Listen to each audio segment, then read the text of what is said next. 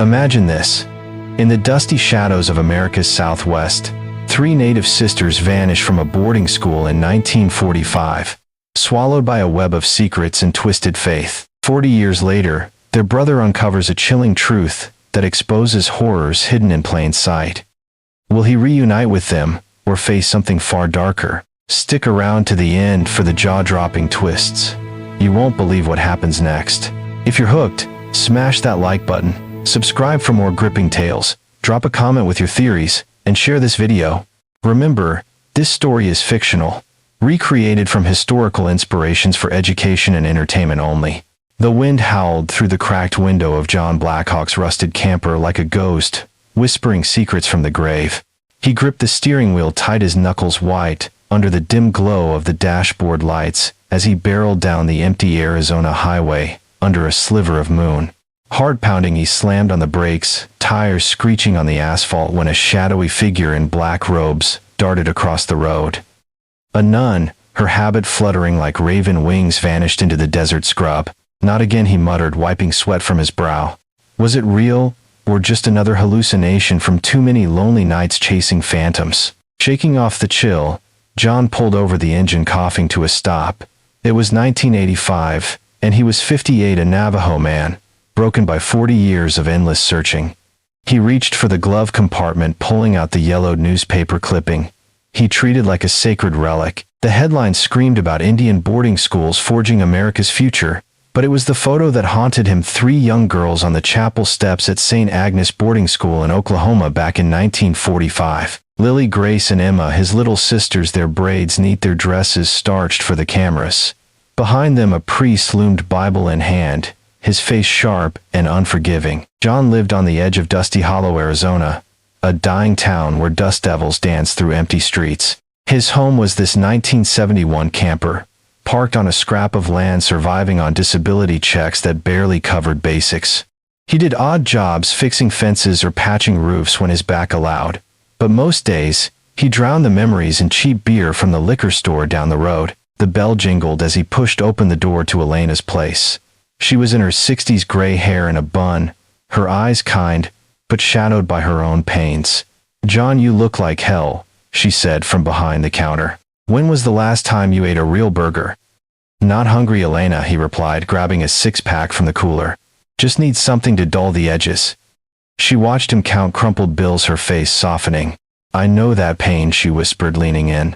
"I ran from a bad church myself years ago, priests twisting faith into chains. Come to service with me Sunday. If you stay through it all, I'll spot you this beer, and two more." He hesitated. Religion stirred up too many ghosts from St. Agnes, where the Bureau of Indian Affairs had ripped his family apart. Their father arrested for fighting land grabs, mother dead in childbirth, leaving them wards of the state. But Elena's offer tempted him. "Fine," he grumbled, "but it's for the beer, not salvation." As he drove the 5 miles to Holy Desert Parish, the sun dipped low, casting eerie shadows. Parking the camper, he spotted them, a group of nuns in long black habits, filing into the church. One limped, favoring her right leg, her face half hidden, but under the habit a scar peeked out thick and raised on her left temple. John's breath caught his pulse thundering. It matched Grace's old wound from protecting little Emma. Could it be? John stepped into Holy Desert Parish, the heavy wooden door creaking shut behind him like a coffin lid slamming. The air hung thick with incense, choking his lungs and stirring up ghosts from his past. Stained glass windows filtered the dying sunlight, casting twisted shadows across the pews that danced like uneasy spirits. Elena linked her arm with his, her touch warm but insistent. "This place gives me the creeps," he muttered, "like back at St. Agnes. All those beatings in the name of salvation." "Give it a chance, John," she whispered, her voice steady but laced with her own hidden scars. "God might surprise you, works in ways we can't fathom." They slid into a back pew, the wood, hard and unforgiving, under John's worn jeans. The congregation rose for the opening hymn, voices swelling in eerie harmony, words he half remembered from forced prayers at the boarding school. He stood reluctantly, mumbling along, his eyes scanning the room until they locked on the group of nuns standing silent near the altar. Silent Sisters of St. Hilaire, Father Murphy had called them in his welcoming nod. Most looked indigenous, their faces etched with quiet endurance, vows of silence binding them like chains. One caught his gaze, the limping one from outside, her habit shrouding her like a shroud. Heart pounding, John leaned forward, whispering grace, but she turned away, her movements deliberate and ghostly. The service dragged on. Father Murphy, a man in his 50s with graying hair, and eyes that seemed kind, yet evasive, preaching about faith in dark times. God's plan reveals itself in unexpected whispers. He intoned, his voice echoing off the adobe walls. John barely heard him, his mind racing back to 1945.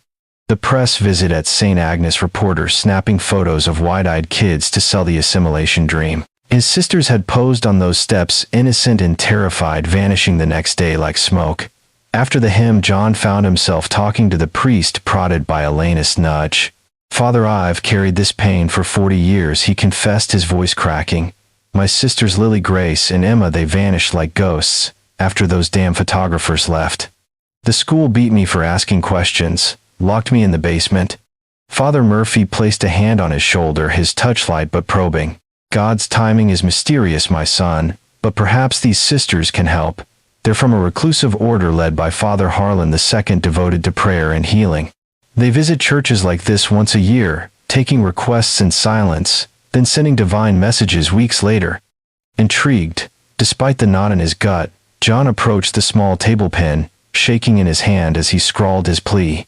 "Tell me where my sisters are, if your God is real." He lit a candle, the flame flickering wildly, guided by a silent nun to the prayer box stuffed with folded hopes.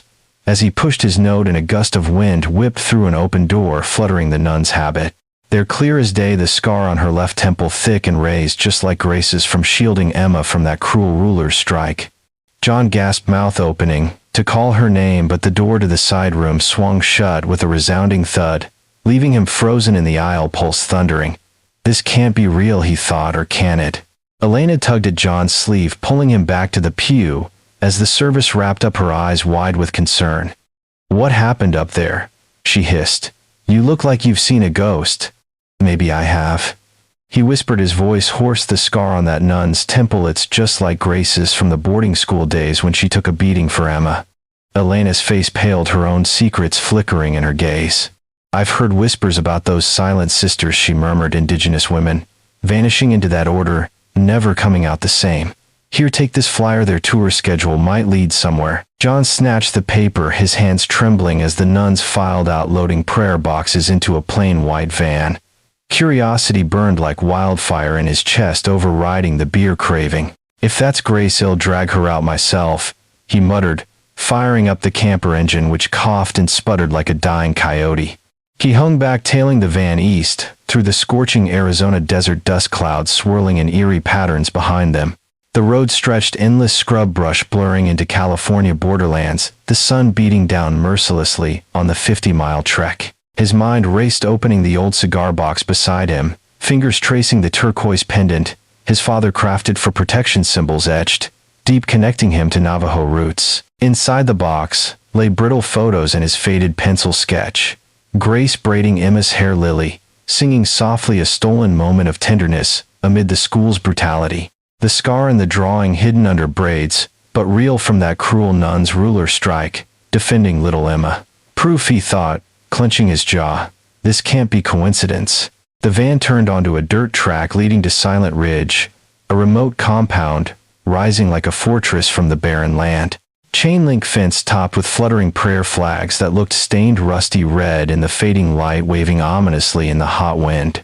John parked behind thorny bushes, heart thundering, as the van entered through a sturdy gate guarded by a young Navajo man, stoic and alert, slipping the pendant around his neck for courage. John approached on foot, the guard stepping out, hand on his radio, eyes narrowing suspiciously. "You can't be here, brother," he said firmly. "This is private. No outsiders." John raised his hands peacefully, showing the turquoise glinting in the sun. "I'm Navajo too, looking for answers about the Silent Sisters. That limping nun at the church, her scar matches my sister's lost 40 years ago." The guard's face softened, recognizing the sacred stone, but fear lurked in his eyes. "We play our parts to survive," he whispered, glancing back at the buildings, worn and prison-like. "If you want truth, find Father Harlan II's office in Echo Valley, 30 miles east, old ghost town renamed. But go quick, this ain't a sanctuary for our kind." Before John could press more, The gate creaked open, a sedan pulling out. Through the dust he glimpsed two nuns in the courtyard, embracing one, wiping tears the other, stroking her back, in desperate comfort. A figure in white robes emerged, yanking them roughly inside the gate, clanging shut. John's blood ran cold while the tears in a place of prayer. The sedan sped away, but he noted the plates deciding to head straight for Echo Valley.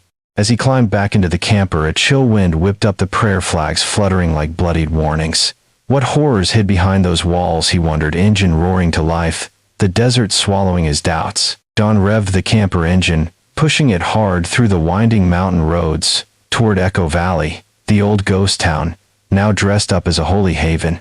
The air grew thinner, the sun dipping behind red rock peaks, casting long sinister shadows that clawed at the asphalt. 30 miles of twisting turns, his mind churning with the guards, warning this ain't a sanctuary. The turquoise pendant bounced against his chest, a talisman against the growing dread.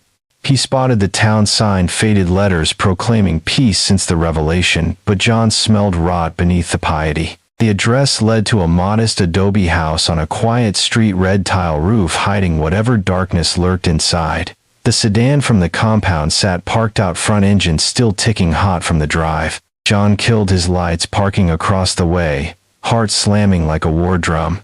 For courage, he touched the pendant, whispering his true name in Navajo, a quiet defiance against the years of erasure. He approached the door, knocking firmly, but it creaked open, unlocked, swinging inward on silent hinges. "Hello," he called, stepping into the dim living room, religious icons staring down from walls like judgmental eyes.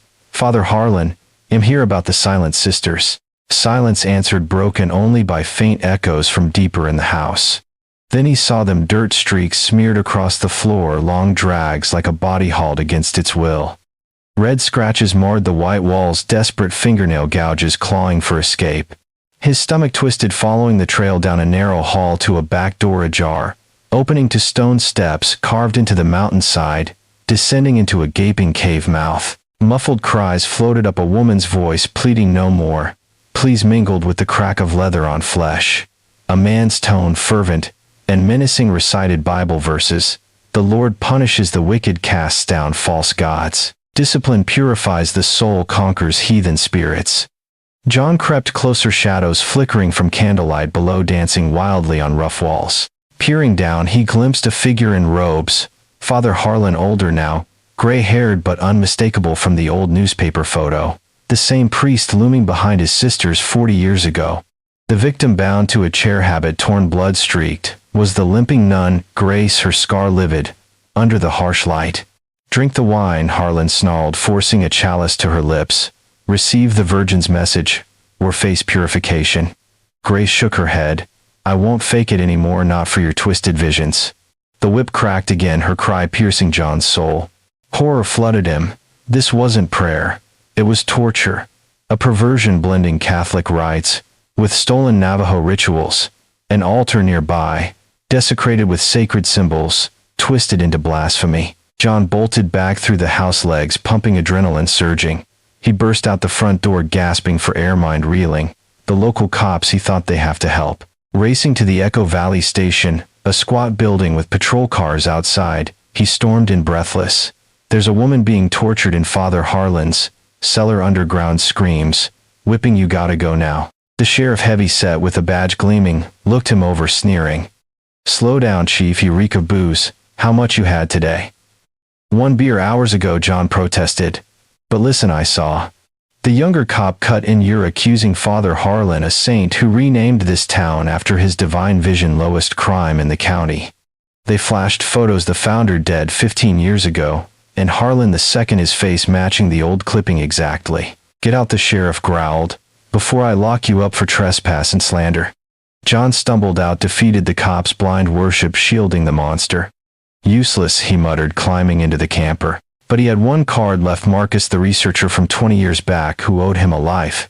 Digging out the worn address book, he found a payphone at the nearest gas station, fingers shaking as he dialed. "Marcus, it's John Blackhawk. From the canyon near Old Ghost Town. I need that favor now. This priest's got my sister and he's breaking her." The line crackled with pause, then Marcus' voice, serious, "Where are you?" "Gas station on Main Hill. Be there in 10, don't move." John hung up, pulse racing, as sirens wailed faintly in the distance, or was it just the wind? Marcus pulled up in his dusty pickup truck, tires crunching gravel as he killed the engine. John hopped in the cab, pulse still racing from the cop's dismissal. "Tell me everything," Marcus said, eyes sharp under his graying hair. John spilled it all: the church, the scar, the tailing, the torture chamber, Harlan's face, matching the old photo. Marcus gripped the wheel, knuckles white. "20 years ago you saved my hide from that chasm. Now we save your sister. My cousin's Joe with tribal police. He handles this stuff, liaisons with locals. We'll call him in, but we gotta witness it." They parked behind scrub brush, 100 yards from the house, the sedan still there, lights glowing ominously through windows. Peering through binoculars, John whispered, "Look, 2 men in white robes, hauling a limp figure in black habit toward the car, blood staining everything. Grace." He choked, her face, bruised, nose bleeding, head lolling. The men struggled her way to dead, giveaway to the brutality inside. Sirens pierced the desert twilight, 3 vehicles roaring up, 2 marked tribal police, 1 unmarked SUV. Joe, tall in his 40s uniform, crisp, stepped out barking orders. "That's him," Marcus said, pointing. The confrontation exploded, chaotic. Harlan bursting from the house, face twisted in fury. "This is church property," he bellowed. "You have no right invading a religious sanctuary." Joe stood firm. "We got reports of assault on tribal members, possible kidnapping. Step aside, father, or, well, make you." Tribal officers swarmed the house while locals arrived, sirens blaring, the sheriff looking sheepish, caught in the crossfire. John and Marcus emerged from hiding, joining Joe, who nodded grimly. Inside the chamber, they found it all: wine chalice, tipped over, forced down throats, a Navajo altar, twisted with Catholic icons, statues of the Virgin, seeming to bleed from spilled red wine, illusions of divine wrath. Grace slumped in the ambulance, paramedics hooking IVs, recognized John through swollen eyes. "Brother," she gasped, breaking her silence vow. "After 40 years, Ashki Yaji, is it really you?" Tears streamed as she confessed. "Harlan the First lured us in 1945 after the press visit, promising to meet the Virgin Mary herself. We were kids, terrified, obedient, shipped to the compound that night, forced into silent celibacy, blending our Navajo ways with his faith to fake visions for rich donors. Punishment for mistakes, whippings daily, stripping us bare, calling it purification like Christ. No one searched because of the racism back then. Records falsified, reunited with Christian families, they claimed. With our parents gone, no one challenged it. State police raided the compound, hauling out Lily and Emma habits, torn eyes hollow but alive. We faked the messages to dodge the lashes," Lily whispered in the chaos, "surviving by playing his game." Emma nodded. "Donors paid big for our exotic prayers, thinking indigenous blood made them stronger." Harlan spat as cuffs clicked. "On your pagan gods are powerless against true faith." Officers shoved him into the cruiser, but John caught a whisper from Joe. "This goes deeper. Powerful backers might be shielding him." The ambulance doors slammed, siblings loaded inside, racing to the hospital. John, clutching his sketch. "Remember this," he murmured, unfolding the paper. "That moment of love in the dormitory. It survived, so did we." The regional hospital smelled of antiseptic and stale coffee. The waiting room, a blur of plastic chairs and fluorescent hum. John sat rigid beside Marcus, both men silent, as the weight of the day pressed down like desert heat. Naomi, once Grace, lay in the treatment bay, fluids dripping steadily, flushing the forced wine from her veins. "She's stable," the nurse said, clipboard in hand, multiple lacerations from the whip, some needing stitches, but she'll heal physically. Emotionally, that's another story. John nodded, pushing through the door to her bedside. Naomi looked up, fragile but alert, her eyes lighting with recognition. "Brother," she whispered, voice raw from years of silence, "we thought you were gone forever." He grasped her hand, tears blurring his vision. "I never stopped searching, 40 years of dead ends. But here we are." Marcus hung back, giving space as sirens outside announced more arrivals. Joe entered with Lily and Emma, their habits discarded for hospital gowns, faces lined with hardship, but alive. Lily spotted John firsthand, flying to her mouth, sobs breaking free. Emma, confused at first, then dawned with joy, rushing forward. The siblings collided in the room, a tangle of arms and whispers, Navajo names spilling out like long-dammed rivers. "Nasli Alan," John murmured, Using their birth names, we survived. They gathered around Naomi's bed, the air thick with emotion. John pulled out the folded sketch from his pocket, unfolding it carefully. "Remember this?" he asked, the pencil lines faded but clear. Naomi braiding Emma's hair, Lily singing in that dormitory moment stolen from the cruelty. Naomi touched it gently. "You drew it, by candlelight after prayers, when the guardians weren't looking. It kept our love alive, even in the dark." Joe set up a recorder in a quiet corner, duty calling amid the reunion. "We need statements," he said gently, to build the case. Harlan I started it in 1945. Lily began, voice steady. Now the press visit was a cover scrubbed, clean for photos.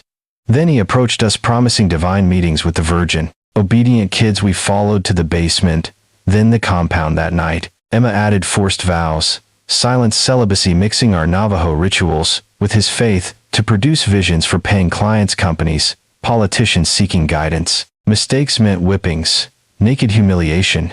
He called it like Christ's suffering, but only for us indigenous ones. The white nuns escaped it. "Sarah," once Lily nodded, "we learned to fake the messages, drink the wine, meditate intoxicated, claiming special connections to spirits. It attracted donors who believed our blood made prayers stronger. No escaped the compound like a prison, records buried in racism, tribal voices ignored." Joe leaned in. "This is federal now. Kidnappings, abuse across state lines. Harlan's in custody, but hints of bigger networks, powerful backers, covering tracks." John squeezed Naomi's hand. "Maybe faith doesn't mean losing who we are. Navajo and Catholic blended, right, not twisted." As the sun rose over the desert, the siblings sat together, trauma cracking open to healing. John felt hope flicker after 40 years, a profound peace from answered prayers. God or ancestors, or both, had woven this path. Naomi smiled weakly. "We start fresh now, brother." The room filled with quiet laughter, the first in decades.